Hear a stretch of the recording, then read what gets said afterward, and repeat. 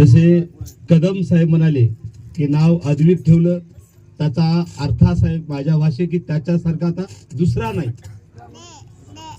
सोपा अर्थ आहे याचा अद्विकचा, की त्याच्यासारखा दुसरा नाही आता कोणी, म्हणजे ऑप्शन सुद्धा नाही, अपवादही नाही. आणि मग सांगितलं ताईने नाव ठेवलं. मी विनंती करतो, ताईने नाव ठेवलं हे थेरी झाली, आणि तसंच जर त्याला घडविलं तर हे प्रॅक्टिकल झालं. ते जर खऱ्या अर्थाने केलं तर मला वाटतं या नावाचं काहीतरी सोनं होणार आहे. मी महाराष्ट्रावर फिरत असताना अनेक जणी बघतो, नाव काय बाबासाहेब, काय करतो रे, 10वी 3दा नापास झालो.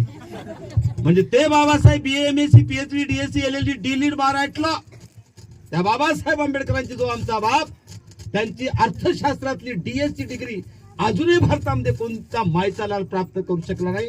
त्या बाबासाहेबाचं आपण नाव ठेवतो, म्हणजे नाव ठेवणं सोपं.